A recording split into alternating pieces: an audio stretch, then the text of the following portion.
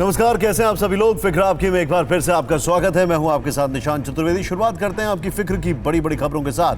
बंगाल में आज फिर पत्थर चले, लेकिन सवाल उठता है कि जिस सूबे में लगातार सियासी हिंसा हो रही है, उस सूबे की मुखिया के चेहरे पर शिकन क्यों नहीं दिखती। और फिर बात करेंगे एक वेब सीरीज की जिसमें हिंदू देवी देवताओं का अपमान है और हिंदुओं में आक्रोश है। लेकिन अब सवाल यह है कि आस्था से खिलवाड़ करने वालों पर क्या कोई कार्रवाई होगी। आज बात होगी हिंदुस्तान की कामयाबी की। जैसा कि हम पहले से कहते हैं, टीके पर भरोसे का मतलब है मेड इन इंडिया। और जिस तरह से दुनिया भारत से टीका लेने के लिए उमड़ रही है, वो हमारी कामयाबी की मिसाल है। आज सुप्रीम कोर्ट ने किसानों के ट्रैक्टर मार्च पर दखल देने से इनकार कर दिया। इसके साथ ही किसानों की तैयारी तेज हो गई है। इसकी पंजाब टू दिल्ली तैयारी भी दिखाएंगे। अब जरा ध्यान से देखें और सोचें। लोकतंत्र अगर पत्थरों से घायल होने लगे तो फिक्र की इससे बड़ी बात कोई नहीं हो सकती। पश्चिम बंगाल के चुनावी मौसम में आज फिर एक बार पत्थर चले, जिसके बाद बीजेपी ने मांग की है कि राज्य में राष्ट्रपति शासन लगाया जाना चाहिए। सबसे पहले दो तस्वीरें देखें। एक तस्वीर आज की है, दूसरी तस्वीर 10 दिसंबर की है। एक तस्वीर दक्षिण कोलकाता की है, जो पश्चिम बंगाल की मुख्यमंत्री ममता बनर्जी का गढ़ माना जाता है। दूसरी तरफ डायमंड हार्बर की है, जो ममता बनर्जी के भतीजे और सांसद अभिषेक बनर्जी का संसदीय क्षेत्र है। दोनों जगह पत्थर चल रहे हैं। आज भी बीजेपी नेताओं का रोड शो था। दिसंबर के महीने में भी बीजेपी नेताओं का काफिला गुजर रहा था। दोनों जगह पत्थरबाजी हुई। दोनों जगहों पर आरोप यह है कि यह हमला टीएमसी के कार्यकर्ताओं ने किया है। बात सिर्फ यह नहीं है कि पत्थरबाजी हुई, बात यह भी नहीं है कि पत्थरबाजी बार बार हो रही है और टीएमसी के नेताओं की जुबान भी बार बार जहर उगल रही है, जैसे कि एक मिसाल है कल्याण बनर्जी की। फिक्र की बात यह है कि पश्चिम बंगाल की सरकार ऐसी घटनाओं से परेशान भी नहीं होती। आगे बढ़ने से पहले आपको याद दिलाते हैं कि पिछली बार जब बीजेपी के राष्ट्रीय अध्यक्ष जेपी नड्डा के काफिले पर हमला हुआ था, तब ममता बनर्जी ने क्या कहा था।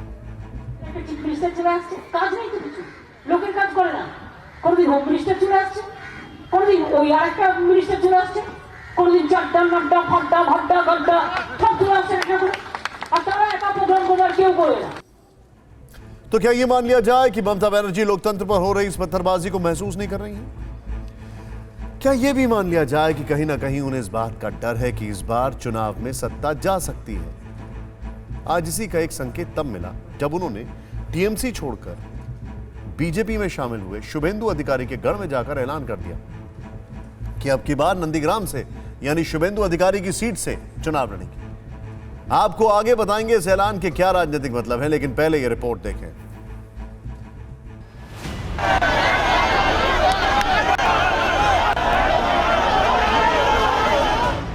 दक्षिण कोलकाता में जब बीजेपी का रोड शो चल रहा था, तभी अचानक पत्थरबाजी शुरू हो गई। हमारी टीम इस रोड शो को कवर कर रही थी, इसलिए हम आपको इसकी आंखों देखी सुना और दिखा सकते हैं। यहाँ से रथ जा रहा था और एग्जैक्टली जब ये रथ जा रहा था, मैं शुभेंदु अधिकारी का रथ पर इंटरव्यू कर रहा था। उन्होंने रथ पर ये बोला, ममता बनर्जी के नंदीग्राम जाने से फर्क नहीं पड़ेगा और वो अपना ऐलान करेंगे कल की रैली में। और ये जो रास्ता आप देख रहे हैं, उसके बाद नीचे उतरते ही यहाँ हंगामा शुरू हुआ। और इस पार से ये जो रेलिंग है, इस रेलिंग से हमने देखा कि लोग ये रेलिंग क्रॉस करके इस साइड आ रहे हैं। सवाल उठता है कि ये साजिश किसकी है। हम पुख्ता तौर पर इसका जवाब तो नहीं दे सकते, लेकिन ईंट और पत्थर खुद अपनी कहानी कह सकते हैं। यहाँ पर हमको ईंटों का ढेर दिखाई पड़ रहा है और यहाँ से आगे की ओर बढ़ते हैं तो आपको ईंटें पहचान में आएंगे। देखिए, पहले इन ईंटों पे गौर कीजिए। PWD लिखा हुआ है, लाल रंग की ईंट है। और आइए निशान धराइए। अब आपको, अरे माफ कीजिएगा, चेतन धराइए। अब आपको हम दिखाते हैं यहाँ पर जो इस गली में जहाँ सबसे अधिक बवाल हुआ है, वहाँ पर ये तस्वीरें, ये देखिए, यहाँ पर एक तरफ से रखे जा रहे हैं ये ईंटें। एग्जैक्टली इनमें से बहुत सारे जो ईंटें हैं वो ऐसा लग रहा है कि उसी ढेर के हैं। हालांकि हम फिर ये कह रहे हैं कि इसको हम जांच पे छोड़ते हैं, हमारा कोई निष्कर्ष नहीं है। लेकिन ये जरूर है कि अब देखिए एक एक करके ये किनारे रखा जा रहा है। घातक ईंटें हैं, घातक ईंटें हैं। बीजेपी के इस रोड शो में हुई पत्थरबाजी से ठीक पहले हमने टीएमसी से बगावत करके बीजेपी में शामिल हुए शुभेंदु अधिकारी से बात की। दीदी का कुछ गौर नहीं है। 2019 में भाजपा ने हाफ कर दिया था, 21 में साफ होने वाला है। और वो वो वहां से लड़ने का ऐलान कर रही है। दीदी का जो पोलिंग स्टेशन है ना, मित्रो इंस्टीट्यूशन, वहाँ भाजपा का लीड है। 400 प्लस वोट लीड है। तो लड़ने का ऐलान उन्होंने क्यों किया, क्या लगता है आपको? आपको चुनौती दी उन्होंने, आपको चैलेंज किया, वहां से लड़ने का ऐलान किया है? वो पार्टी जो बोलेगा मैं करूंगा। मतलब आप मैं भाषण में काल मेरा काउंटर रैली है खेजूरी में, नंदीग्राम। इधर शुभेंदु अधिकारी ने ममता बनर्जी के गढ़ दक्षिण कोलकाता में रोड शो किया। আমরা কারা লড়ছে কারা লড়বে কারা। उधर ममता बनर्जी ने शुभेंदु अधिकारी के गढ़ में जाकर ऐलान कर दिया कि अब की बार नंदीग्राम से लड़ेंगी। মমতা বন্দ্যোপাধ্যায় আমাদের সকলের সামনে আজকে যে ঘোষণা করেছে দলের পক্ষ থেকে আমরা তা গ্রহণ করলাম। নিশ্চিতভাবে আপনাদের সামনে তাকে উপস্থিত করে ममता बनर्जी चाहे जहां से चुनाव लड़ें, लेकिन बंगाल में इस लोकतांत्रिक लड़ाई का चेहरा बदरंग होता जा रहा है। इसके पहले ममता बनर्जी के भतीजे और सांसद अभिषेक बनर्जी की संसदीय सीट डायमंड हार्बर में दिसंबर के महीने में बीजेपी के काफिले पर पत्थरबाजी हुई थी। हमने उस समय भी आपको दिखाया था कि कैसे बड़े बड़े पत्थरों से बीजेपी नेताओं की गाड़ियों पर हमला किया गया था। बीजेपी के कुछ नेता और कार्यकर्ता तब घायल भी हुए थे। चिंता की बात यह है कि अभी तो चुनाव प्रचार ढंग से शुरू भी नहीं हुआ है।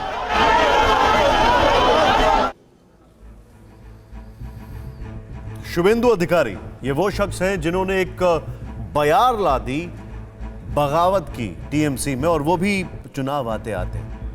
ममता दीदी को शायद इस बात की बहुत ज्यादा खींच है। राजनीति में हमने ये तो देखा है कि किसी मुख्यमंत्री को या प्रधानमंत्री को उसकी पारंपरिक सीट पर चुनौती मिलती है, लेकिन ऐसा पहली बार हो रहा है कि कोई मुख्यमंत्री अपने बागी नेता को इस तरह से चुनौती दे रहा है। आगे बढ़ने से पहले आप फिर एक बार सुन लीजिए कि ममता बनर्जी ने क्या कहा, शुभेंदु अधिकारी ने उन्हें क्या जवाब दिया। বক্সিকে বলবো নন্দীগ্রামেও আমার নামটা যেন থাকে।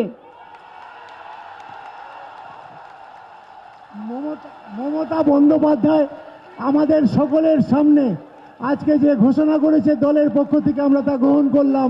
নিশ্চিতভাবে আপনাদের সামনে তাকে উপস্থিত করে আমি লিখে রাখুন, আজকে সন্ধ্যাবেলা ঘড়িতে টাইম দিয়ে ডেট দিয়ে আপনারা লিখে রাখুন, 5,00,000 ভোটে যদি মাননীয়াকে হারাতে না পারি আমি রাজনীতি ছেড়ে দেব।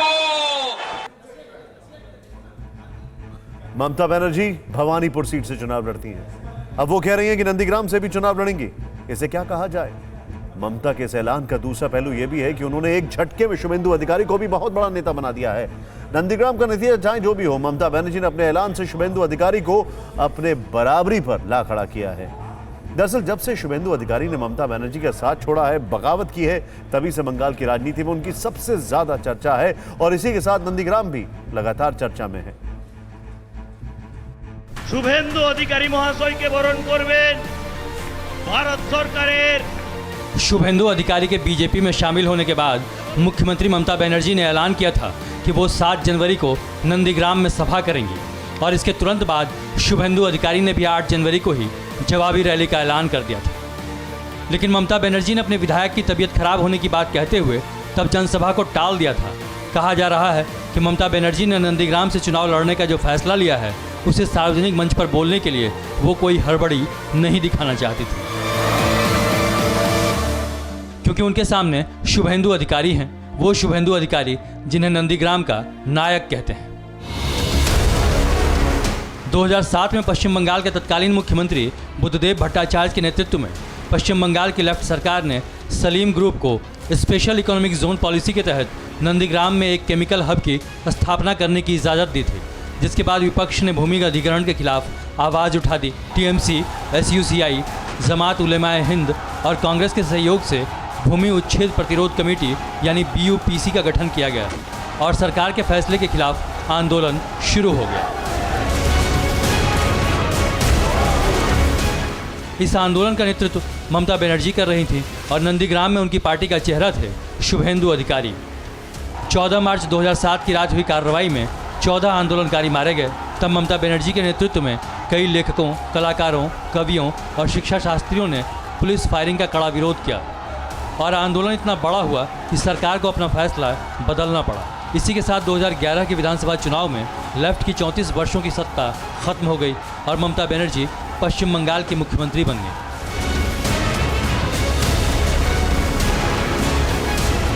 लेकिन वास्तव में जिस नंदीग्राम आंदोलन के दम पर ममता ने बंगाल में लेफ्ट के किले को गिराया, उसका खाका तैयार करने वाले शुभेंदु अधिकारी ही थे। शुभेंदु अधिकारी तब कांठी दक्षिण सीट से विधायक थे।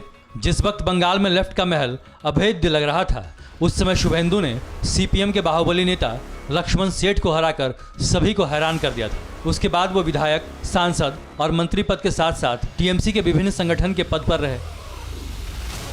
शुभेंदु के पिता शिशिर अधिकारी कांठी से और छोटे भाई दिव्येंदु तामलुक से सांसद हैं, जबकि शुभेंदु खुद नंदीग्राम से विधायक थे। इस समय अधिकारी परिवार का पश्चिम बंगाल के पूर्व मिदनापुर, पश्चिम मिदनापुर, बांकुड़ा, मुर्शिदाबाद, पुरुलिया और बर्धमान जिले के लगभग 60 विधानसभा सीटों पर प्रभाव माना जाता है। हमारी कोशिश है कि आपको बंगाल चुनाव पर सिर्फ खबरें ही नहीं, इतिहास की जानकारी भी दी जाए। आज इसी क्रम में एक जानकारी नंदीग्राम की है। नंदीग्राम 1947 के पहले ही कुछ दिनों के लिए स्वतंत्र हो गया था। नंदीग्राम तब तामलुक का हिस्सा था और आज़ादी से पहले ही इसे अजय मुखर्जी, सुशील कुमार धारा, सतीश चंद्र सावंत जैसे नेताओं ने स्थानीय निवासियों की मदद लेकर अंग्रेजों से मुक्त करा लिया। हमारे जितने भी दर्शक हैं इस वक्त जरा ध्यान से एक खबर देखें। अमेरिका के संसद परिसर कैपिटल में लगी आग। बड़ी खबर, कैपिटल हिल परिसर में धुआं उठते देखा गया है। आग लगने की वजह अभी साफ नहीं है इस वक्त की बड़ी खबर। ये देखें, ये तस्वीरें हमारे पास जो आ रही है, इसके कुछ स्टिल्स भी हैं जो कि बहुत भयावह हैं। Everyone's running from the Capitol grounds. इसके कुछ स्टिल्स भी हमारे पास आ रहे हैं जो कि बहुत भयानक हैं और जो हैरान करने वाले स्टिल्स इस वक्त आए हैं हमारे पास। मैं आपको बताना चाहूंगा, ये जो जानकारी हमारे पास आ रही है इसके मुताबिक कैपिटल में और जो एक और इंफॉर्मेशन हमारे पास है वो ये है कि एक्सटर्नल सिक्योरिटी थ्रेट की वजह से कोई भी एंट्रेंस और एग्जिट बिल्डिंग में अलाउड नहीं है।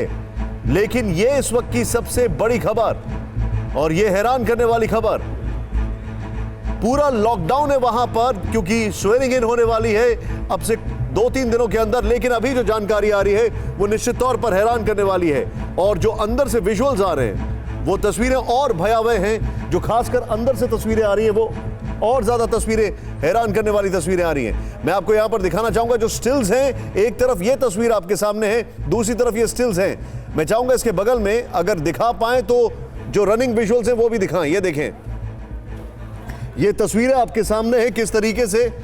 ये जो तस्वीरें हैं ये बता रही हैं कि कैपिटल में इस वक्त आग की खबर और ये चिंताजनक है क्योंकि वहां पर पहले ही सब लॉकडाउन है जो कैपिटल में जो हिंसा हुई उसके बाद। लेकिन इसके बाद ये जो विजुअल्स आ रहे हैं और ये जो स्टिल्स आ रहे हैं ये इस बात का कहीं ना कहीं सबूत है, not everything is all right.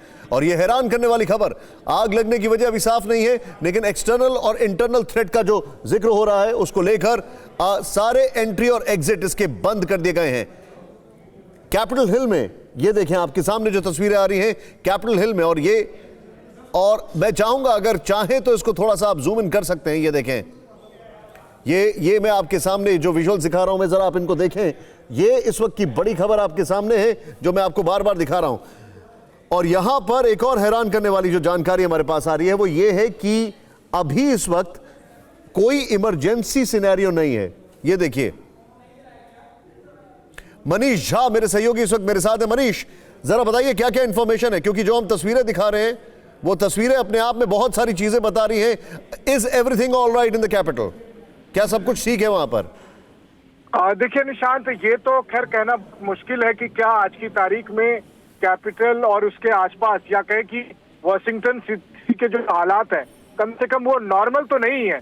एक ऐसा शहर जो सब दिन खुलेपन के लिए जाना जाता है, 25,000 से ज्यादा नेशनल गार्ड्स वहाँ मौजूद है। इमरजेंसी के हालात के बावजूद अगर इस तरह की घटना घट रही है वो भी उस जगह पर जिसको अभी सबसे ज्यादा छावनी बना दिया गया। निशांत, उन जगहों पर जहाँ हम और आप आराम से घुमा करते थे, आज की तारीख में वहाँ एक परिंदा भी पर मारने की स्थिति में नहीं है। तब अगर ये घटना घट रही है और इस तरह के विजुअल्स हम जो अभी मनीष, मैं इस चीज को लेकर परेशान ज्यादा हूं क्योंकि ये सारी चीजें कभी देखी नहीं गई अमेरिका में और वो भी स्वेरिंग इन से 2 दिन पहले। ये अपने आप में बहुत हैरान करने वाली बात है, ये बहुत शॉकिंग है अपने आप में। अमेरिका की संसद में आग लगने की खबर, दिस इज शॉकिंग। जी हाँ, बिल्कुल। देखिए, अमेरिकी संसद में या उसके आसपास अगर आग लगने की घटना घटती है इस समय, क्योंकि अभी यही सब कुछ हो, ये असंभव है। और अगर इसी समय ये घटना घटती है तो ये अपने आप में ही बताता है। हालांकि अगर आप देखें भी, जो दूरी है वो कैपिटल हिल से तकरीबन ये जो है, मुझे लगता है कि 1 या 2 माइल की दूरी पर ये घटना घट रही है। लेकिन उसके बाद भी, क्योंकि बात केवल कैपिटल हिल की नहीं है, पूरे वॉशिंगटन डीसी में इमरजेंसी घोषित है। 90% जो उसके स्ट्रीट और ब्लॉक्स हैं वो बंद हैं। मेरे पास एक बड़ी खबर ये आ रही है, मैं अपने दर्शकों को बताना चाहूंगा। एक मैसेज भेजा गया है स्टाफ को यूएस कैपिटल में, और मैसेज ये है कि कैपिटल कॉम्प्लेक्स में सारी बिल्डिंग्स बंद हैं। External security threat, no entry और एग्जिट इज परमिटेड, यानी कोई एंट्री और एग्जिट अलाउड नहीं है। और कहा गया है कि आप खिड़की और दरवाजों से दूर रहें, और अगर बाहर हैं तो कवर्स लें। यह बहुत बड़ी बात है, यानी कि कहा गया है खिड़की दरवाजों से दूर रहें, और अगर बाहर हैं तो कवर लें। यह एक बहुत बड़ा मैसेज है। और अब बात कोरोना के खात्मे के लिए चल रहे दुनिया के सबसे बड़े वैक्सीनेशन की, जिसमें हिंदुस्तान ने अमेरिका, ब्रिटेन और फ्रांस जैसे मुल्कों को पीछे कर दिया है। आज देश में वैक्सीनेशन का तीसरा दिन था। आज देश में 25 राज्यों और केंद्र शासित प्रदेशों में वैक्सीनेशन हुआ। स्वास्थ्य मंत्रालय के मुताबिक शाम 5 बजे तक 1,48,000 से ज्यादा लोगों को वैक्सीन लगाई गई है। आंध्र प्रदेश में 9,700 से ज्यादा लोगों को पहली डोज दी गई। अरुणाचल में यह संख्या 1,000 से ऊपर रही। असम में 1,800 से ज्यादा लोगों ने वैक्सीन लगवाई। बिहार में 8,600 से ज्यादा, तो छत्तीसगढ़ में 4,400 से ज्यादा लोगों को वैक्सीन लगाई गई। आंकड़ों के मुताबिक दिल्ली में 3,100 से ज्यादा लोगों को डोज दी गई। हरियाणा में करीब 3,400 से ज्यादा लोगों को वैक्सीन की पहली डोज मिली। हिमाचल, जम्मू कश्मीर और झारखंड में वैक्सीन लगवाने वालों की कुल संख्या 6,740 रही। कर्नाटक में 36,800 से ज्यादा लोगों ने वैक्सीन लगवाई। केरल में 7,000 से ज्यादा, लक्षद्वीप में 180, मध्य प्रदेश में 6,600 से ज्यादा और मणिपुर में 291 लोगों को टीका लगाया गया है। मिजोरम और नागालैंड को मिलाकर 1,084 लोगों को वैक्सीन लगी। ओडिशा में यह आंकड़ा 22,500 से ज्यादा रहा। पुडुचेरी में 183 और पंजाब में 1,800 से ज्यादा लोगों को वैक्सीन लगाई गई। तमिलनाडु में यह आंकड़ा 7,600 के पार पहुंचा। तेलंगाना में 10,300 से ज्यादा लोग वैक्सीनेट हुए। त्रिपुरा में 1,211 लोगों को वैक्सीन की डोज दी गई। उत्तराखंड में 1,500 और पश्चिम बंगाल में 11,500 से ज्यादा लोगों को ने आज वैक्सीन लगवाई है। इसके साथ ही वैक्सीनेशन शुरू होने के बाद अब तक 3 दिन में कुल 3,81,305 लोगों को वैक्सीन लगाई जा चुकी है। जबकि अमेरिका में वैक्सीनेशन के पहले हफ्ते में यानी 7 दिनों में करीब 5.5 लाख टीके लगे थे। इस हिसाब से भारत अमेरिका से बहुत आगे है। बात करें ब्रिटेन की, तो वहां वैक्सीनेशन शुरू होने के 1 हफ्ते बाद करीब 1,38,000 लोगों को ही टीका लग पाया था। वैक्सीनेशन की रफ्तार में फ्रांस भी भारत के आगे नहीं टिकता, क्योंकि वहां वैक्सीनेशन के शुरुआती हफ्ते में महज 516 लोगों को ही टीका लगा दिया गया। यही वजह है कि पूरी दुनिया की नजर हिंदुस्तान में हो रहे वैक्सीनेशन पर है, क्योंकि जितना भरोसा हिंदुस्तान में लोगों को वैक्सीन पर है, उतना बाकी दुनिया में नहीं। Made in India vaccine safe है, ये बात दुनिया मान रही है, लेकिन उसके बावजूद बहुत सारे लोग वैक्सीन को लेकर अफवाहबाजी से बाज नहीं आ रहे हैं। इसीलिए अगर आपके मन में वैक्सीन को लेकर जरा सी भी शंका है, तो ये रिपोर्ट बहुत जरूरी है आपके लिए देखना, क्योंकि इसे देखने के बाद आपको न सिर्फ आंकड़ों के जरिए बल्कि वैक्सीन वॉरियर्स की गवाही से पता चल जाएगा कि हिंदुस्तानी टीका दुनिया में नंबर 1 है और पूरी तरह सेफ भी।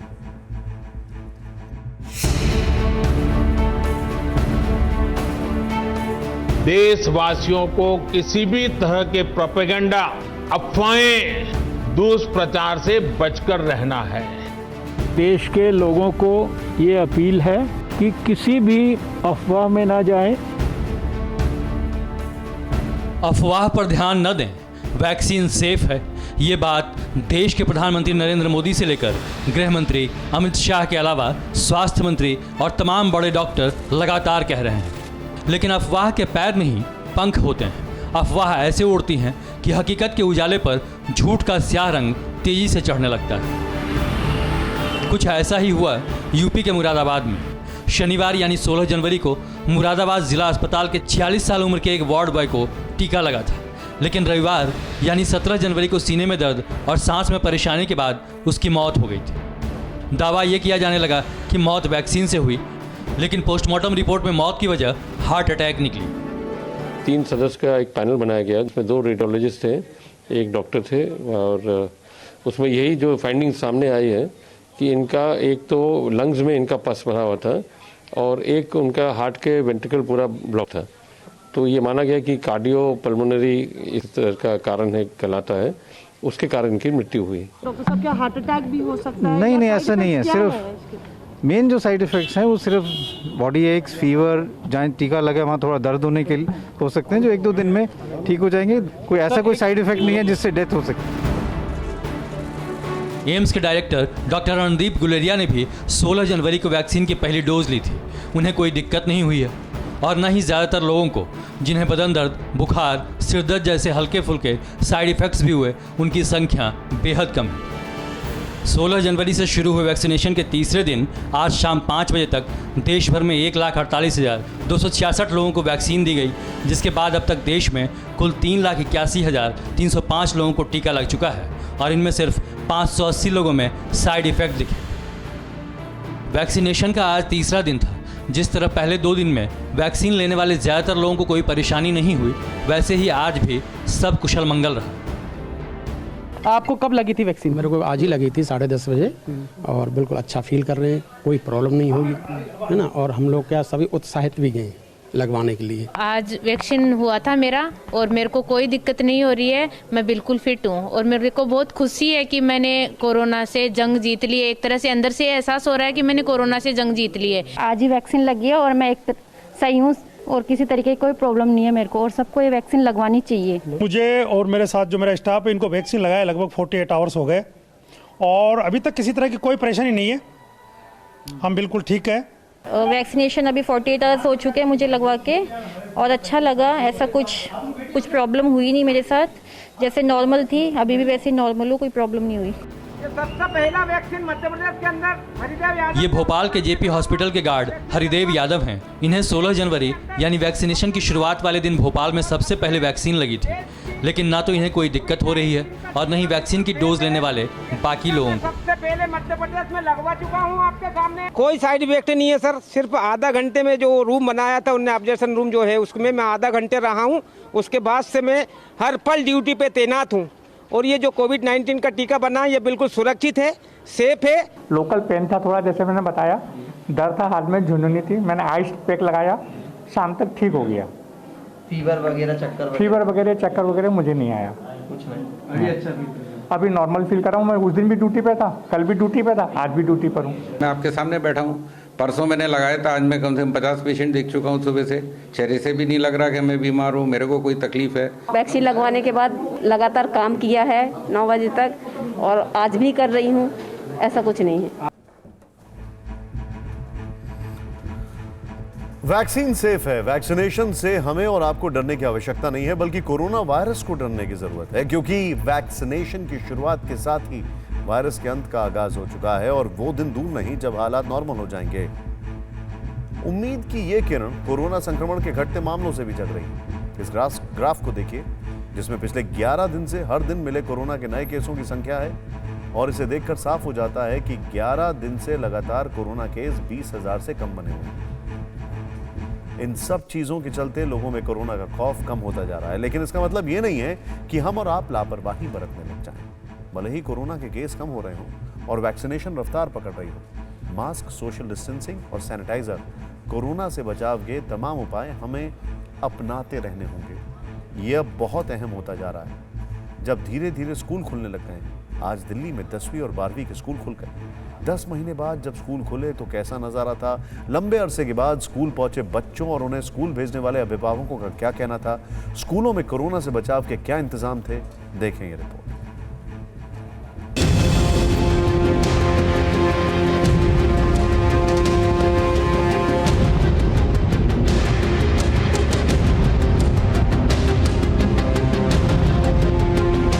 ये तस्वीरें दिल्ली के मंडावली के सर्वोदय कन्या विद्यालय की हैं, जो बताती हैं कि टीचर्स और स्टूडेंट्स के लिए 10 महीने बाद स्कूल खुलने के मायने क्या हैं।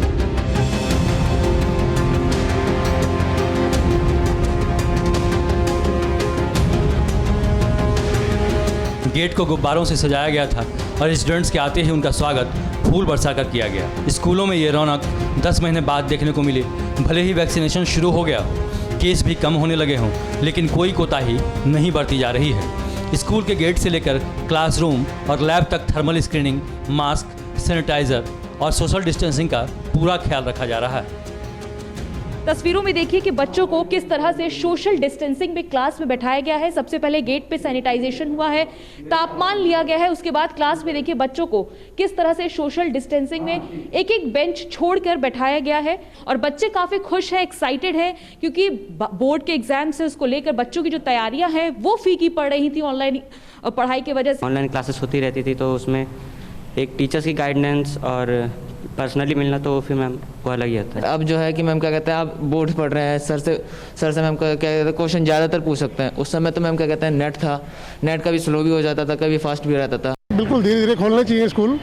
अब कोरोना का इतना डर नहीं है, वैक्सीन भी आ गई है, कोई ऐसी बात नहीं है इतने डरने की। ठीक है फैसला, क्योंकि ऑनलाइन पढ़ाई ना हो नहीं पा रही सही से बच्चों की। जब तक बच्चे स्कूल नहीं आएंगे पढ़ाई सही नहीं होगी। रही बच्चों की सेफ्टी की बात, उसके लिए तो बिल्कुल सही है कि बच्चे घर पे हैं। और रही पढ़ाई की बात, वो पढ़ाई जिस तरीके स्कूल में हो सकती है वो ऑनलाइन नहीं हो पा रही। स्कूल में असेंबली और आउटडोर फिजिकल एक्टिविटीज़ नहीं होंगी। एंट्री गेट पर थर्मल स्क्रीनिंग होगी। स्टूडेंट्स और स्कूल स्टाफ का मास्क पहनना ज़रूरी होगा। एंट्रेंस, क्लासरूम, लैब वगैरह में हैंड सैनिटाइजेशन ज़रूरी होगा। क्लासरूम और लैब में 12 से 15 स्टूडेंट्स से ज़्यादा नहीं होंगे। स्टूडेंट्स की एंट्री एक साथ नहीं होगी और एंट्री एग्जिट में गैप होगा। पेरेंट्स की लिखित सहमति के बिना स्टूडेंट्स की स्कूलों में एंट्री नहीं होगी।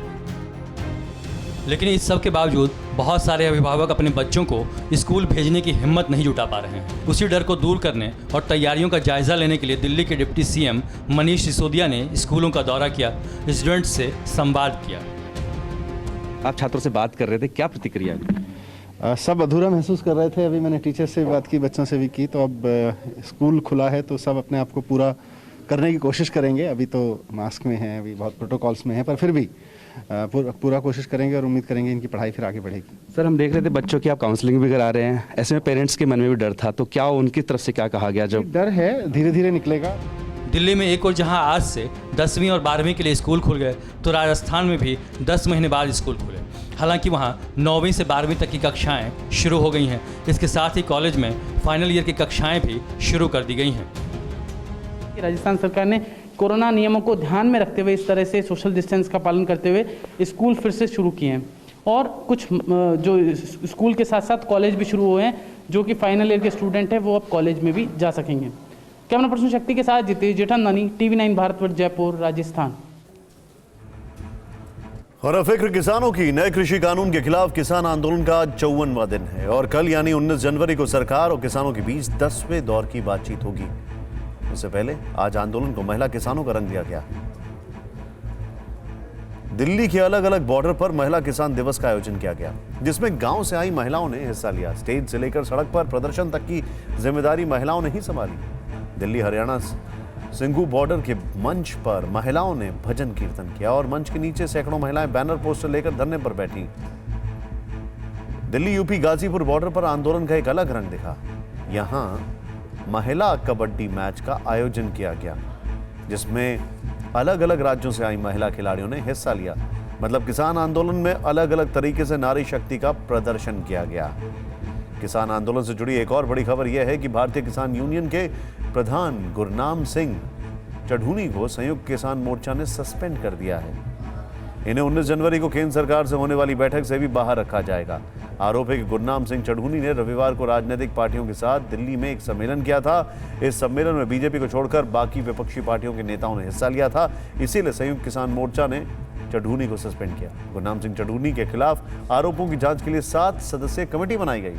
चढ़ूनी को इस कमेटी के सामने अपना पक्ष रखना होगा। इस मामले में गुरनाम सिंह चढ़ूनी ने क्या सफाई दी, आइए देखिए। राजनीतिक पार्टियों का जहां तक सवाल है, कई लोगों ने, समाज सेवी लोगों ने एक कमेटी बनाई थी, मेरे को भी उस कमेटी में शामिल किया था और वो कमेटी बना के राजनीतिक पार्टियों को इकट्ठी करके उनसे ये कहना कि आप इस जो आंदोलन चल रहा है इसमें आप अपनी भूमिका निभाएं, अलग से निभाएं, किसान आंदोलन के बीच में जाके नहीं। 65 वोट वाले अपना क्या मत रखते हैं, क्या वो इन कानूनों को ठीक मानते हैं या इन कानूनों को गलत मानते हैं, वो अपनी जो रिपोर्ट है, वो अपनी जो नीति है वो देश के सामने पेश करें। इसमें मेरा मत हो सकता है कि हाँ करना चाहिए, दूसरे का मत हो सकता है नहीं करना चाहिए, इसमें डिस्प्यूट वाली बात नहीं है। किसान आंदोलन के बीच इन दिनों ट्रैक्टर युद्ध भी जारी है। शासन प्रशासन किसी तरह 26 जनवरी को किसानों का ट्रैक्टर मार्च रोकना चाहते हैं। इसको लेकर आज सुप्रीम कोर्ट में सुनवाई भी टल गई। आगे सुनवाई 20 जनवरी को होगी। दरअसल दिल्ली पुलिस ने सुप्रीम कोर्ट में एक याचिका दाखिल की थी जिसमें मांग की गई थी कि किसानों के 26 जनवरी को होने वाले ट्रैक्टर मार्च पर रोक लगाई जाए। दिल्ली पुलिस ने इसके लिए कानून व्यवस्था का हवाला दिया था, जिस पर आज सुप्रीम कोर्ट में सुनवाई हुई। सुनवाई के दौरान सुप्रीम कोर्ट ने कहा कि दिल्ली में प्रवेश का सवाल कानून व्यवस्था का विषय है और दिल्ली में कौन आएगा या नहीं ये दिल्ली पुलिस को तय करना है। जिसके बाद आज शाम किसानों और दिल्ली पुलिस के बीच सिंघू बॉर्डर पर बातचीत हुई, लेकिन दूसरी तरफ ट्रैक्टर मार्च को लेकर किसानों ने अपना रोड प्लान तैयार कर लिया। किसानों ने ऐलान कर दिया कि 26 जनवरी को ट्रैक्टर मार्च भगवान भी नहीं रोक सकते।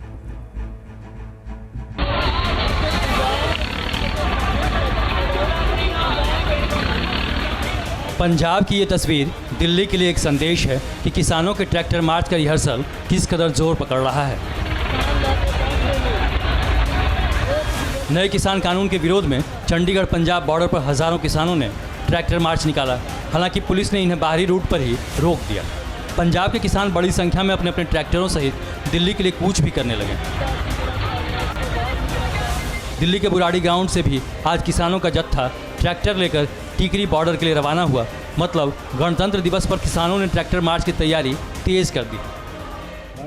जो अंदर ओरिजिनल परेड होती है वहाँ पर नहीं, अब हमने तय कर लिया कि हम रिंग रोड पर रहेंगे पूरा किसान। लेकिन रिंग रोड पर भी जो जाने के लिए आपको दिल्ली की सीमा में प्रवेश तो करना पड़ेगा ना, मसला तो इसी अटका हुआ है। सड़क पर जाएंगे इनको सबको। आपको लग रहा है इजाजत मिलेगी? हाँ मिल जाएगी इजाजत है, थोड़ा कोई लिखत पड़ा तो हमें देर लगेगा। और अगर रोका तो दिल्ली पुलिस? और रोकेंगे तो उसका इलाज है भाई हमारे पे। किस तरह के इलाज? सब जा रहे जब ही दिखाओगे हम अपना भाई, अपने औजार पुजार जब ही बताओगे हम। हाँ ऐसे नहीं। इस बीच किसानों के ट्रैक्टर मार्च की तैयारी को लेकर एक वीडियो वायरल हुआ जिसे कई लोगों ने सोशल मीडिया पर डाला और ये मैसेज फैलाने की कोशिश की गई कि ये वीडियो 26 जनवरी को किसानों के ट्रैक्टर मार्च की तैयारी की है, जबकि सच्चाई ये है कि ये वीडियो पुराना है और आयरलैंड के क्रिसमस ट्रैक्टर रन का है। बहरहाल ट्रैक्टर मार्च की जो असली तैयारी है वो दिल्ली के लिए बड़ी चुनौती है, जिस पर सियासत भी तेज हो गई है। सरकार को किसान के साथ हमदर्दी होनी चाहिए, किसान की बात माननी चाहिए। जिन लोगों के लिए आपने कानून बनाए हैं वो कह रहे हैं कि हमारे लिए ये कानून ठीक नहीं। इतने देशभक्त कौम होने के कारण 26 जनवरी हमारा जो इस देश का एक राष्ट्रीय पर्व है गणतंत्र दिवस, मुझको नहीं लगता कि कोई भी किसान उसमें कोई व्यवधान पैदा हो उसके लिए कोई ट्रैक्टर रैली निकालें या गणतंत्र दिवस को किसी भी प्रकार से कोई हम उसको कोई उसकी गरिमा को कोई नुकसान पहुंचाए। किसानों से जुड़े एक और मुद्दे पर सियासी महाभारत जारी है। दरअसल किसान आंदोलन से जुड़े किसान और कुछ दूसरे लोगों को एनआईए यानी नेशनल इन्वेस्टिगेशन एजेंसी ने नोटिस भेजा है। कई लोगों से पूछताछ की है, जिसके बाद किसान नेताओं से लेकर सियासी नेताओं तक केंद्र सरकार के खिलाफ हमलावर हो गए।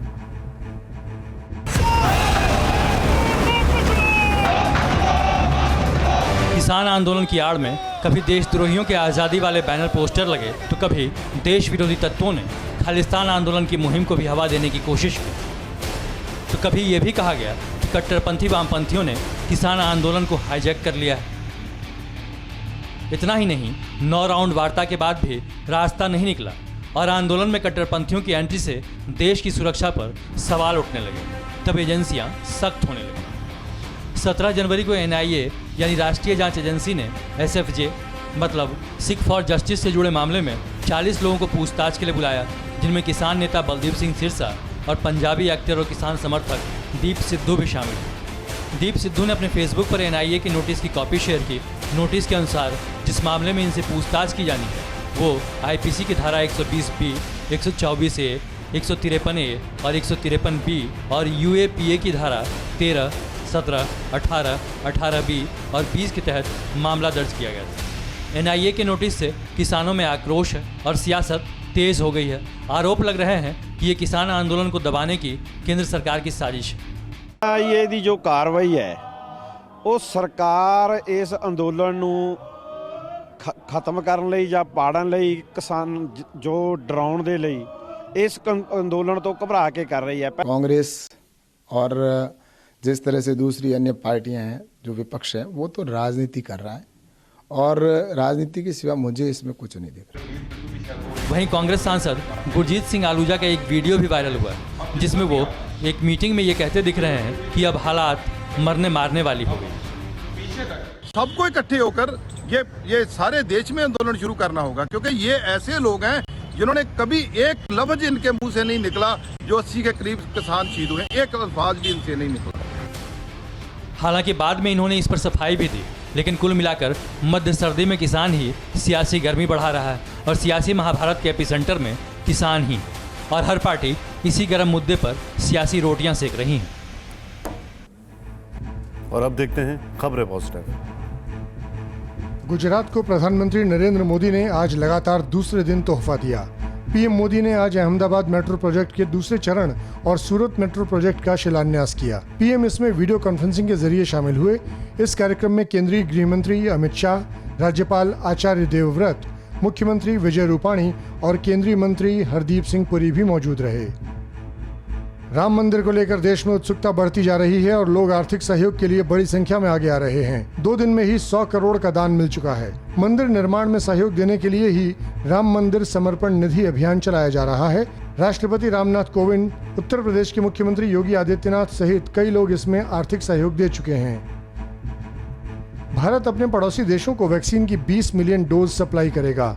ब्लूमबर्ग की रिपोर्ट के मुताबिक सीरम इंस्टीट्यूट ऑफ इंडिया और भारत बायोटेक इंटरनेशनल लिमिटेड की वैक्सीन भारत के पड़ोसी मुल्क नेपाल, बांग्लादेश, श्रीलंका, अफगानिस्तान, सेशल्स और मॉरिशस को भेजी जाएगी। कुछ देशों को वैक्सीन की सप्लाई फ्री में भी की जा सकती है। देश में कोरोना केस को लेकर लगातार अच्छी खबरें आ रही हैं। पिछले एक हफ्ते से देश में कोरोना के मरीजों की संख्या में 17% की कमी आई है। देश में पिछले 10 हफ्ते से कोरोना संक्रमितों की संख्या लगातार घट रही है। दिल्ली में ही 3 दिनों से 300 से कम कोरोना वायरस संक्रमण के मामले सामने आए हैं। पहली बार दिल्ली में रिकवरी रेट 97.89% हो गया है। और अब देखते हैं जो है सो।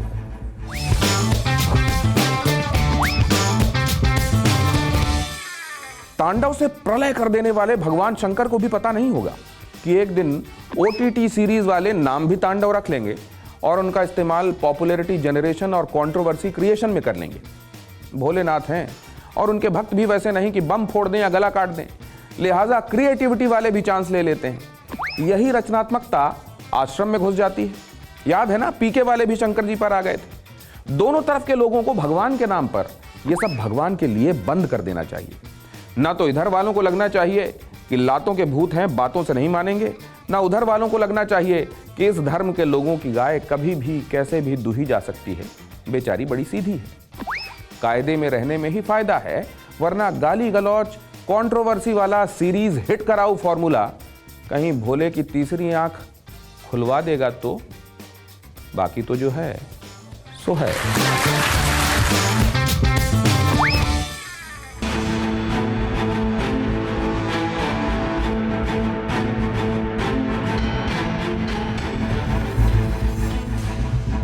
अड़ी सोमवार से शुक्रवार शाम 6 बजे सिर्फ TV9 भारतवर्ष पर।